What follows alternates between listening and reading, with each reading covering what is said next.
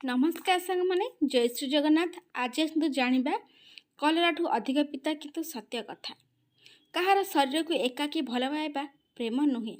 प्रेम करंतु जदि आपण प्रत्येक जंत्रणा साहाय्य करिपारिबे, जदि आपण तांग मुहरे हस आनी पारिबे तेबे तांको भल पांतु। तांको भल पांतु जेतेबेले जीवन रे केही तांको बुझी पारंती नाही, तेबे सही अवस्था रे आपण तांकर साथ देबे, ताहले प्रेम करंतु। केबे कहार शरीर देखि काहाक भल पांतु नाही। କାହାକୁ ଏତେ ବି ଅଣଦେଖା କରନ୍ତୁ ନାହିଁ କି ଯେ ଆପଣଙ୍କୁ ମନାଇବା ବଦଳରେ ସେ ଆପଣଙ୍କ ବିନା ରହିବା ଶିଖିଯିବେ। ସମ୍ପର୍କରେ ଆପଣ କଦାପି ବୋହୂ କିମ୍ବା ଯା କିମ୍ବା ଶାଶୁ ହେବା ଉଚିତ ନୁହେଁ। ଆପଣ କେବଳ ଜଣେ ମହିଳା ହେବା ଉଚିତ ଏବଂ ଅନ୍ୟ ଜଣେ ମହିଳାଙ୍କ ଯନ୍ତ୍ରଣାକୁ ବୁଝିବା ଉଚିତ, ଯାହାଦ୍ୱାରା ଗୋଟେ ସମ୍ପର୍କ ଭଲ ହୋଇଥାଏ। ନହେଲେ ଗୋଟେ ନାରୀ ତ ନାରୀର ହିଁ ଶତ୍ରୁ ହୋଇଥାଏ। ଜଣେ ମହିଳାଙ୍କର ଭଗବାନଙ୍କୁ ମଧ୍ୟ ମନାଇବା ପାଇଁ ଶକ୍ତି ଅଛି। କେବଳ ତାହା ନୁହେଁ ଯେ ସମସ୍ତ ଉପବାସ ତାଙ୍କ ନିକଟକୁ ଆସିଛି। ଯଦି ଆପଣଙ୍କର ଘର ଜଳିଯାଏ ବୀମା ନେଇପାରିବେ। ଯଦି ଆପଣଙ୍କର ସ୍ୱପ୍ନ ଜଳିଗଲେ କ'ଣ କରିବା ଉଚିତ? ଯଦି ବର୍ଷା ହୁଏ ତେବେ ଆପଣ ଏକ ଛତା ନେଇପାରିବେ। ଯଦି ଆଖିର ବର୍ଷା ହୁଏ ତେବେ କ'ଣ କରିବା ଉଚିତ? ଯଦି ସିଂହ ଗର୍ଜନ କରେ ଆମେ ପଳାଇ ପାରିବା, ଯଦି ଅହଙ୍କାର ଗର୍ଜନ କରେ ତେବେ ଆମେ କ'ଣ କରିବା ଉଚିତ? ଯଦି କଣ୍ଟା କଟିଯାଏ ବା କଣ୍ଟାରେ ଗୋଡ଼ ଫୁଟିଯାଏ ଆପଣ ବାହାରକୁ ଆସିପାରିବେ। ଯଦି କିଛି କଥା ଆପଣଙ୍କୁ ଛେଦନ କରେ ବା କାଟିଦିଏ ତେବେ ଆମେ କ'ଣ କରିବା ଉଚିତ? କେହି କେହି କହିଛନ୍ତି ଦୁନିଆ ପ୍ରେମ ଉପରେ ଚାଲିଥାଏ, ପୁଣି କେହି ଜଣେ କହିଥିଲେ ଯେ ବିଶ୍ୱ ବନ୍ଧୁତ୍ୱ ଉପରେ ଚାଲିଥାଏ। କିନ୍ତୁ ଯେତେବେଳେ ଆମେ ଏହାକୁ ଚେଷ୍ଟା କରିଥିଲୁ ଆମେ ଜାଣିବାକୁ ପାଇଲୁ ଯେ ଜଗତ ଅର୍ଥରେ ହିଁ ଚାଲିଥାଏ। ସତରେ ସାଙ୍ଗମାନେ, ପଇସା ଅଛି ତ ସବୁ ଅଛି। ଦୁନିଆ ଅର୍ଥରେ ହିଁ ଚାଲିଥାଏ।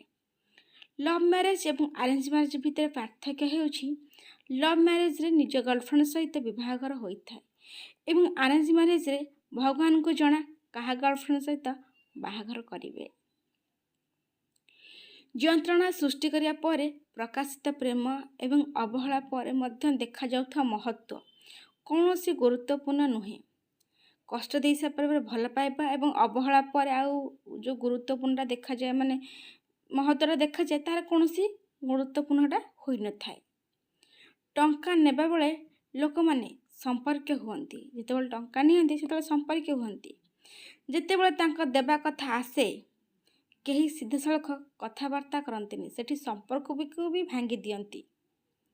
ବିବାହ କରନ୍ତୁ ନାହିଁ। ଯଦି ଆପଣ ବିବାହ କରିବା କ'ଣ ବୁଝିପାରୁନାହାନ୍ତି ତେବେ ବିବାହ କରନ୍ତୁ ନାହିଁ। ଯଦି ଆପଣଙ୍କ ଇଚ୍ଛା ବିନା ବିବାହ ହୁଏ ତେବେ ଆପଣ ଜୀବନ ସାରା ଅସନ୍ତୁଷ୍ଟ ରହିବେ ଏବଂ ଦୁଇ ପରିବାର ପାଇଁ ଦୁଃଖର କାରଣ ହୋଇଯିବ। ସେଥିପାଇଁ ଅନ୍ୟମାନଙ୍କ ଖୁସି ପାଇଁ ଆପଣଙ୍କ ଜୀବନକୁ ବିପଦରେ ପକାନ୍ତୁ ନାହିଁ କି ଦୁଇଟି ପରିବାରକୁ ନଷ୍ଟ କରନ୍ତୁ ନାହିଁ। ଯଦି କୌଣସି ମହିଳା ଶାଢ଼ୀ ପିନ୍ଧନ୍ତି ତେବେ ତାଙ୍କୁ ବଳାତ୍କାର କରାଯାଏ। ଯଦି ସେ ଚୁଡ଼ିଦାର ପିନ୍ଧନ୍ତି ତେବେ ତାଙ୍କୁ ମଧ୍ୟ ବଳାତ୍କାର କରାଯାଏ। ଯଦି ସେ ବୁର୍ଖା ପିନ୍ଧନ୍ତି ତେବେ ତାଙ୍କୁ ମଧ୍ୟ ବଳାତ୍କାର କରାଯାଏ। ତେଣୁ ସମସ୍ୟା ତାଙ୍କ ପୋଷାକରେ ନୁହେଁ। ମହିଳାଙ୍କୁ 7 ବର୍ଷ କିମ୍ବା 11 ବର୍ଷ ହେଉ ତେବେ ତାଙ୍କୁ ମଧ୍ୟ ବଳାତ୍କାର କରାଯାଇଥାଏ।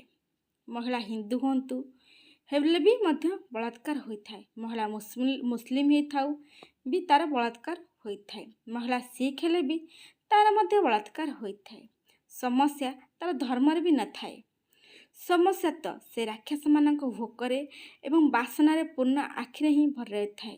ଯେଉଁମାନଙ୍କର ତାଙ୍କର ହୀନ ଚିନ୍ତାଧାରା, ହୀନ ମାନସିକ ଚିନ୍ତାଧାରା ଯେଉଁମାନଙ୍କର, ସେ ରାକ୍ଷସମାନଙ୍କର ହିଁ ସେଇ ଆଖିରେ ହିଁ ବାସନା ଗୁଡ଼ା ଭରି ହେଇକି ରହିଥାଏ। ରାକ୍ଷସମାନଙ୍କ ଆଖିରେ ଦୁଇଟି ଚେହେରାକୁ କେବେ ଭୁଲିବା କଥା ନୁହେଁ। ଏକରେ ହେଉଛି ଖରାପ ସମୟ ସାଥିରେ ଥିବା ଲୋକକୁ ଏବଂ ଦୁଇରେ ଖରାପ ସମୟରେ ହାତ ଛାଡ଼ି ଦେଇଥିବା ଲୋକକୁ। ଯଦି ଆପଣଙ୍କର କାହା କଥା ମନେ ପଡ଼ିଯାଏ ତାହେଲେ ତୁରନ୍ତ ଫୋନ୍ କରିକି କଥା ହେଇଯାଆନ୍ତୁ। ଯଦି କଥା ନ ହୋଇପାରୁଛନ୍ତି ତାହେଲେ SMS ଗୋଟେ ନିହାତି ଭାବରେ କରିଦିଅନ୍ତୁ।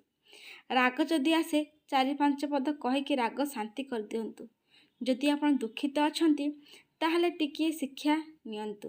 ଯଦି ଭଲ ପାଇବା ଆସେ କମ୍ରୁ ଅତି କମ୍ ଆଲିଙ୍ଗନ କରିନିଅନ୍ତୁ। କାହିଁକି ନା ଜୀବନ ଆଉ ଥରେ ସୁଯୋଗ ଦେଇନଥାଏ। ତେଣୁକରି ଯେତେବେଳେ ଆପଣଙ୍କୁ ଯାହା ଭଲ ଲାଗୁଛି ସେ ଜିନିଷ କରିନିଅନ୍ତୁ। ଜୀବନରେ ସ୍ୱାମୀଙ୍କ ଭୂମିକା ଏପରି ହେବା ଉଚିତ ଯେ ପତ୍ନୀ ପ୍ରାର୍ଥନା କରିବ ଯେ ତାଙ୍କ ଝିଅକୁ ମଧ୍ୟ ତାଙ୍କ ସ୍ୱାମୀଙ୍କ ପରି ଗୋଟେ ସ୍ୱାମୀଟେ ମିଳୁ ବୋଲି।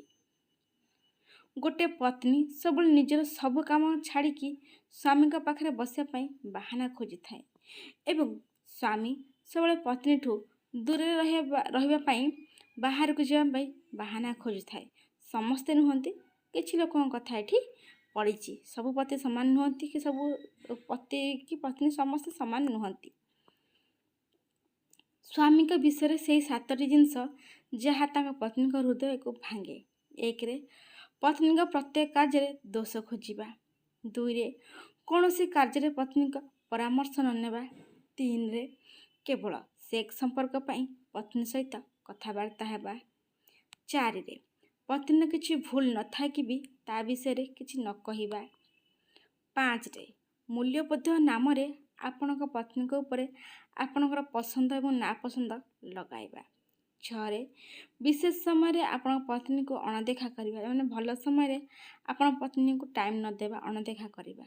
7ରେ ପତ୍ନୀର ଦୁଃଖ ଯନ୍ତ୍ରଣାକୁ ଅଣଦେଖା କରିବା, ପତ୍ନୀର କଷ୍ଟକୁ ଆପଣ ଅଣଦେଖା କରିବେ। ସେତେବେଳେ ତାକୁ ଏଇ 7ଟି ଜିନିଷ ତାକୁ ବହୁତ କଷ୍ଟ ଦେଇଥାଏ ଗୋଟେ ପତ୍ନୀକି। ପୋଷାକ କାଢ଼ିକି ଶରୀରର ଭୋକ ମେଣ୍ଟାଇବା ପ୍ରେମର ପ୍ରମାଣ ନୁହେଁ। ସେହି ବ୍ୟକ୍ତିଙ୍କ ସହିତ ତାଙ୍କର ସମସ୍ତ ଖରାପ ସମୟରେ ମଧ୍ୟ ଠିଆ ହେବା ଆବଶ୍ୟକ। ତେବେ ଯାଇକି ଗୋଟେ ଭଲ ପାଇବାର ସମ୍ପର୍କ ହୋଇଥାଏ। କେବଳ ଶରୀରର ଭୋକ ମେଣ୍ଟାଇ ଦେଲେ ସେଇଟା ପ୍ରେମ ହୋଇ ନଥାଏ। ଝିଅମାନେ ଖାଲି କଥାକୁ ପରର ବୋଲି କୁହନ୍ତି, ଅନ୍ୟଥା ଜନ୍ମ ପୋଷାକ ଠାରୁ ଆରମ୍ଭ କରିକି ମୃତ୍ୟୁର ଶେଷ ପୋଷାକ ପର୍ଯ୍ୟନ୍ତ ସମସ୍ତ ପୋଷାକ ମାଆଙ୍କ ଘରୁ ହିଁ ଆସିଥାଏ। ସେହି ମହିଳା ଜଣେ ପୁରୁଷର ସମସ୍ତ ଗଭୀର ରହସ୍ୟକୁ ପଢ଼ିପାରନ୍ତି। ସେହି ମହିଳା ଜଣେ ପୁରୁଷର ସମସ୍ତ ଗଭୀର ରହସ୍ୟକୁ ପଢ଼ିପାରନ୍ତି, ଯିଏ ପ୍ରେମର ପ୍ରତ୍ୟେକ ପର୍ଯ୍ୟାୟରେ ଉତ୍ସର୍ଗୀକୃତ। ବିଶ୍ୱାସ କରନ୍ତୁ ଯେ ଆପଣ ଯାହା ଅନ୍ୟକୁ ଦେଉଛନ୍ତି ତାହା ଫେରସ୍ତ ହୋଇଯିବ। ଯେତେବେଳେ ଆପଣ ଖରାପ କାମ କରିବା ପରେ ମଧ୍ୟ ଖରାପ ଅନୁଭବ କରୁନାହାନ୍ତି, ତେବେ ବୁଝିଯାଆନ୍ତୁ ଯେ ଆପଣଙ୍କ ଚରିତ୍ର ଉପରେ ମନ୍ଦତା ଆସିଯାଇଛି। ଯଦି ଆପଣ ଖରାପ କାମ କଲା ପରେ ଆପଣଙ୍କୁ ଅନୁଭବ ହେଉନି କି ନାଇଁ ମୁଁ ଖରାପ କରିଛି ବୋଲି, ତେବେ ବୁଝିଯାଆନ୍ତୁ ଆପଣଙ୍କ ଚରିତ୍ରରେ ମନ୍ଦତା ଆସିଯାଇଛି। ଏହା ହେଉଛି କଳିଯୁଗ। ଏଠାରେ ସତ୍ୟକୁ ଅଭଦ୍ର ଭଳି କୁହାଯାଇଥାଏ ଏବଂ ମିଥ୍ୟାକୁ ଭଦ୍ର ଭାବରେ କୁହାଯାଇଥାଏ, ଯେଉଁଟାକି ଲୋକମାନେ ସହଜରେ ମିଥ୍ୟାକୁ ଗ୍ରହଣ କରନ୍ତି ଏବଂ ସତ ବୋଲି ମାନି ନିଅନ୍ତି। ସମୟ ଅନେକ କ୍ଷତ ସୃଷ୍ଟି କରେ, ତେଣୁ ଘଣ୍ଟାରେ କଣ୍ଟା ଥାଏ, ଫୁଲ ନୁହେଁ। ମଣିଷର ସର୍ବୋତ୍ତମ ସାଥୀ ହେଉଛି ତାଙ୍କର ସ୍ୱାସ୍ଥ୍ୟ। ଯଦି ଏହା ତାଙ୍କୁ ଛାଡ଼ିଦିଏ, ତେବେ ଏହା ସମସ୍ତଙ୍କ ପାଇଁ ଏକ ବୋଝ ହୋଇଯିବ। ତେଣୁ ପ୍ରଥମେ ଆପଣଙ୍କ ସ୍ୱାସ୍ଥ୍ୟକୁ ସବୁବେଳେ ଗୁରୁତ୍ୱ ଦିଅନ୍ତୁ। ଯଦି ଆପଣ ଭଲ ରହିବେ, ତାହେଲେ ସବୁ ଜିନିଷ ଠିକ୍ ହୋଇପାରିବ। କିଛି ଲୋକ ଆମର କେବେ ବି ହୋଇନଥାନ୍ତି, କିଛି ଲୋକ ଆମର କେବେ ବି ହୋଇନଥାନ୍ତି, ବାସ୍ ସମୟ ସେମାନଙ୍କୁ କିଛି ସମୟ ପାଇଁ ଆମ ପାଖକୁ ନେଇ ଆସିଥାଏ। କାହା ସହିତ ଅତ୍ୟଧିକ ସଂଲଗ୍ନ ହେବା ଭଲ ନୁହେଁ। ପ୍ରାୟତଃ ସେଇ ଲୋକ ଚାଲିଯାଆନ୍ତି ଯାହା ବିନା ଆମେ ବଞ୍ଚିପାରିବୁ ନାହିଁ। ଏମିତି ନୂଆ ନୂଆ ଭିଡ଼ିଓ ଦେଖିବା ପାଇଁ ସାଙ୍ଗମାନେ ଚ୍ୟାନେଲକୁ ସବସ୍କ୍ରାଇବ୍ କରିଦିଅନ୍ତୁ ଏବଂ ଲାଇକ୍, କମେଣ୍ଟ, ସେୟାର ବି କରନ୍ତୁ। ସମ୍ପୂର୍ଣ୍ଣ ଭିଡ଼ିଓ ଦେଖିଥିବାରୁ ଆପଣଙ୍କ ହୃଦୟରୁ ବହୁତ ବହୁତ ଧନ୍ୟବାଦ। ଆଜି ପାଇଁ ରହିଲି ସାଙ୍ଗମାନେ, ଜୟ ଶ୍ରୀ ଜଗନ୍ନାଥ।